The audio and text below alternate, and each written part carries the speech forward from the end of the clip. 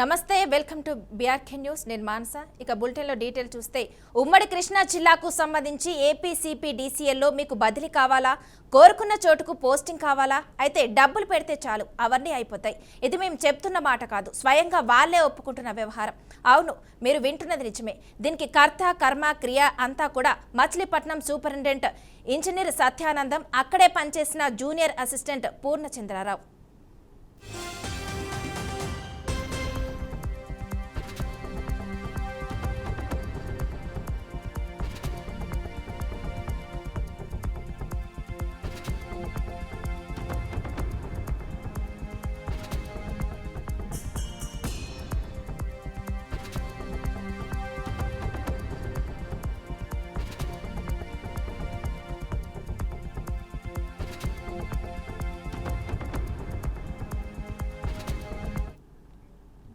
నిజానికి కొన్నాళ్లుగా ఏపీసీపీ డీసీఏలో భారీ అవినీతి ఆరోపణలు తెరపైకి వస్తున్నాయి. దీనిపై సమాచారం అందుకున్న బీఆర్కే న్యూస్ ఫోకస్ ఆధారాలపై దృష్టి పెట్టింది. బదిలీల మాటన సూపరింటెండెంట్ ఇంజనీర్ సత్యానందం అక్రమ వసూలకు పాల్పడినట్లు తెలిసింది.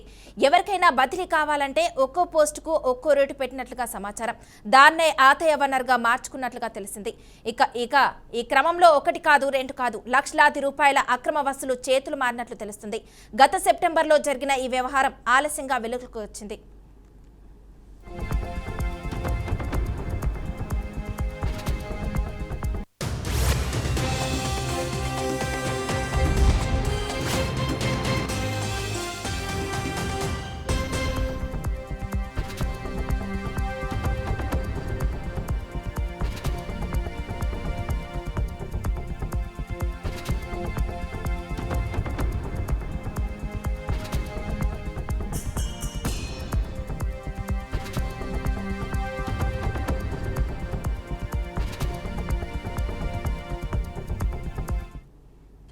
సత్యానందం అక్రమ వసూల దందాలో కీలక సూత్రధారి పూర్ణచంద్రరావే.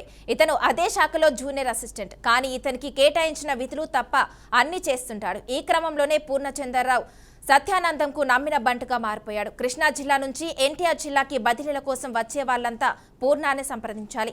వాళ్ళ దగ్గర నుంచి భారీ స్థాయిలో వసూలకు పాల్పడుతున్నాడు. బదిలీల కోసం వచ్చే వాళ్లతో క్యాష్ కొడితే చాలు, నచ్చిన ప్రాంతానికి బదిలీ చేయిస్తామని హామీ ఇస్తాడు. ఇదంతా జూనియర్ అసిస్టెంట్ అంటే ప్రభుత్వ కార్యాలయ పనులు చేయాలి. కానీ ఇతడు సూపరింటెండెంట్ ఇంజనీరింగ్ సత్యానందం వ్యక్తిగత కార్యదర్శిలా మారిపోయాడు. అక్రమ వసూళ్లే పరమావధిగా వసూళ్ల ఉద్యోగం చేస్తున్నాడు. ఇదేంటయ్యా అని అడిగితే, అదేదో సినిమాల్లో చెప్పినట్లుగా నేను ఒక్కనే తింటానా ఏంటయ్యా, నా పైన సత్యానందం ఉన్నాడై 25 లక్షలు పెట్టి బదిలీ చేయించుకుని వచ్చారని, ఆ డబ్బులన్నీ మళ్ళీ రాబట్టొద్దా అని చెప్పుకొస్తాడు.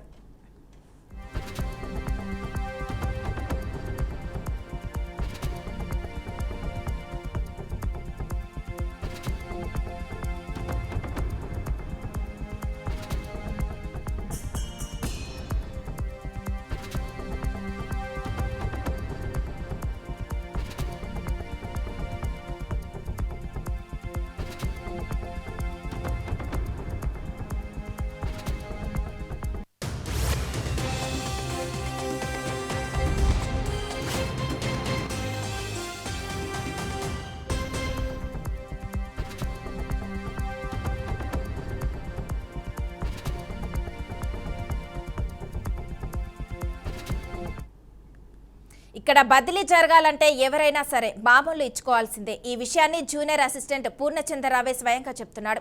లేదంటే బదిలీ ఫైల్ ముందుకు కదలదని అంటున్నారు. ఈయనకి ఇష్టం వచ్చి డబ్బులు కట్టుకుంటున్నాడు. ఇక్కడ రెండే మాటలు, వాడికి ఇష్టం వచ్చి ఎవరైతే చేపించుకోవాలనుకుంటున్నారో వాళ్ళకి ఇష్టం వచ్చి ఇచ్చుకుంటున్నారు, ఎవరైతే పోస్ట్ తీసుకోవాలనుకుంటున్నారో ఈయనకి ఇష్టం వచ్చి ఇచ్చుకుంటున్నారు. దానికి ఇప్పుడు ఈ పాలసీలో డబ్బు అనే మ్యాటర్ లేకుండా ఎక్కడన్నా ఉందా మన డిపార్ట్మెంట్ లో? చూడు, ఎండి గారు అయినా చూసుకో, డైరెక్టర్ అయినా చూసుకో, ఎస్సీ గారు అయినా చూసుకో, ఏఈ అయినా చూసుకో, ఎక్కడైనా ఇప్పుడు మనం కాబట్టి ఇంకోళ్ళు మూవ్ అవుతారు. ఇప్పుడు అదే మాధవి ఉంది, అదే సుందరరావు గారు ఉన్నారు, అదే ఇంకోళ్ళు ఉన్నారు. ఇప్పుడు వాళ్ళు ఏ కమ్యూనిటీ ఏంటో నాకు తెలియదు వాస్తవం. వాళ్ళ ముఖం కూడా నేను చూసి లేదు. సరే చెప్పారు, నేను ఆయన పక్కన ఉన్నాను కాబట్టి ఇది ఒకటి చేసి ఇది ఒకటి సార్ ఏడి గారు పెడుతున్నాడు, ఇది ఒకటి చేసి పెట్టాను సార్ అంటే, సరేరా బాబు చేద్దాం అన్నట్టు మాట్లాడతాడు, చేస్తాడు. నేను ఉండబట్టి అక్కడ అది నేను ఉండబట్టి నా ప్లేస్ లో నువ్వు ఉన్నావు. ఏ ఏడి గారు చెప్పారు? తొందరగా అడిగారే ఆయన చెప్పడే అసలు అట్ట నాకు అదే ఇప్పుడు సుందరరావు గారు చెప్పారంటే సుందరరావు గారు డబ్బు సుందరరావు గారికి ఫోన్ కలపమంటే కలుపుతా నేను. డబ్బులు ఇచ్చి మాత్రం చేయించుకోమని అసలు ఆయన చెప్పడు అసలు. కాదబ్బా, డబ్బుల విషయం కాదు. సుందరరావు ఇప్పుడు వాళ్ళు ఎవరో నాకు తెలియదు. సుందరరావు గారికి ఫోన్ కలపమని కలుపుతా. ఫోన్ కాదు డబ్బుల విషయం అనేది పక్కన పెట్టు. డబ్బుల విషయం ఉంటాడు కానీ డబ్బులు తీసుకోమని అయితే సుందరరావు గారు అసలు ప్రోత్సహించడు. ఇప్పుడు ఒక మాట రమేష్, నేనే తీసుకున్నాను, ఓకేనా, నేనే తీసుకున్నాను, నా ఎంజాయ్మెంట్ ఖర్చు పెట్టాను అనుకో, వదిలే. చెప్పానుగా నేను దేని కింద దీన్ని తవ్వుతున్నట్టు అర్థం చేస్తున్నారు. ఇప్పుడు నాకు మాధవి అన్న అమ్మాయి ఆల్రెడీ డబ్బులు ఇవ్వాలి, నాకు ఇవ్వాల్సిన డబ్బులు ఇచ్చింది. ఇంకోటి ఎవరో నాకు డబ్బులు ఇవ్వాలి. రమేష్, నీతో అనవసరంగా అన్నెసరీ డిస్కషన్ చేయాల్సిన అవసరం లేదు. ఓకే, పెట్టి ఫోన్. ఇంతకీ ఎవరి సత్యానందం? ఎందుకు ఈ స్థాయిలో అక్రమ వసూలు చేస్తున్నా గానీ ఇతని ఎవరు ఏమీ చేయడం లేదనే ఆరోపణలు పెద్ద ఎత్తున వినిపిస్తున్నాయి. సత్యానందం అక్రమాలపైన చర్యలు తీసుకోవాలని అదే సంస్థకు చెందిన మరో ఉద్యోగి చిట్టూరి రమేష్ విద్యుత్ సౌధాలో ఫిర్యాదు చేసినా కూడా ఫలితం లేకుండా పోయింది. వీరి బారిన పడిన ఉద్యోగులు ఆవేదన వ్యక్తం చేస్తున్నారు. బదిలీల కోసం ముడుపులు చెల్లించినట్లు ఫోన్పే రసీదులను బీఆర్కే ఛానల్ స్వీకరించింది. ఇప్పటికైనా ఏపీ ట్రాన్స్కో ఉన్నతాధికారులు ఈ అక్రమ వసూళ్లపైన విచారణ చేసి తక్షణ చర్యలు తీసుకోవాలని డిమాండ్ చేస్తున్నారు.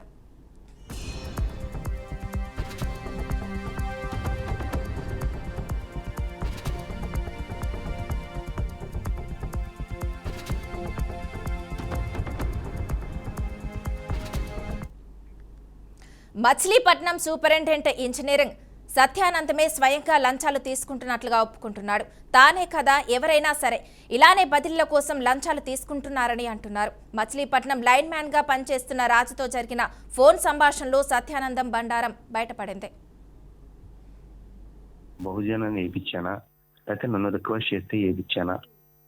పోస్టులు లేకపోతే డబ్బులు తీసుకున్న మాట వాస్తవం. ఇప్పుడు ఆ ప్లేస్ లో ఎవరున్నా ఏ ఎస్సీ ఉన్నా డబ్బులు తీసుకుంటాడు. ఆ పోస్టులు లేకపోతే ఆ పోస్టులు లేకపోతే సీఎం గారికి ఫోన్ చేసి ఎక్స్ట్రా పోస్టులు క్రియేట్ చేసుకోవడానికి పర్మిషన్ ఇమ్మని అడిగి, మన అన్న కాన్సెప్ట్ తో, అది ఏ క్యాస్ట్ కూడా నాకు తెలియదు, నేను అడిగానన్న కాన్సెప్ట్ తో, సుందరరావు గారు అడిగారన్న కాన్సెప్ట్ తో తీసుకొని చేశారు. మేము తీసుకోకపోతే పక్కన ఉన్న డిఈటి తీసుకుంటాడు, మేము తీసుకోకపోతే వేరే ఒకటి తీసుకొని చేపిస్తాడు ఆ పోస్టులు. అసలు గుర్తుగా అని అన్న తర్వాత సుందరెడ్డి గారు అన్నారు, నేను చెప్పాను పూర్ణకి, వాళ్ళు నా తాలూకా మనుషులు, నేను చెప్తే నన్ను రిక్వెస్ట్ చేశారు, బహుజన్లో ఉన్నారా, బహుజన్కి దీనికి సంబంధం లేదు అని చెప్తే రమేష్ నాకు ఇట్లా చెప్పాడు, పూర్ణకి డబ్బులు కొట్టినట్టు స్క్రీన్ షాట్లు పేపర్ కటింగ్లు పెట్టాడు, నా డివిజన్ లో నాకు తెలియకుండా నా పర్సన్ డబ్బులు తీసుకుంటే నేను దీంట్లో ఉన్న బయటకు వెళ్ళిపోతున్నానని చెప్పి అన్నాడు అని చెప్పాను. నాకు అసలు గుర్తుపెట్టుకో, ఒకడు ఎదుగుతుంటే ఒకడు వారం లేడు, ఇప్పుడు ఎదుగుతుంటే వారం లేడు. రమేష్ నా సెక్షన్ లో చేస్తున్నాడు, అడిగేవాడైతే రమేష్ నన్నే నన్ను అడిగేవాడు. ఇప్పుడు అక్కడ డబ్బులు కట్టాలి. ఇప్పుడు సీఎం ఎస్సీ పోస్ట్ కొనుక్కోవాలంటే 40 లక్షలు 50 లక్షలు కట్టాలి. ఆ రోజుల్లో నువ్వు వచ్చి, సార్ మీరు మా ఎస్సీ అవుతున్నారు, 1 లక్ష రూపాయలు తీసుకో అన్నావా? నువ్వు చంద్రరావు గారు ఒక 2 లక్షలు తీసుకో సార్ సపోర్ట్ నేను ఇస్తా అన్నావా? 2 లక్షలు నానా బాధ పట్ట నానా, ఇప్పుడు డబ్బు కొనుక్కోవాలి, కట్టుకోవాలి. ఇప్పుడు ట్రాన్స్ఫర్స్ వచ్చినప్పుడు మళ్ళీ నాకు ఇచ్చుకోవాలి.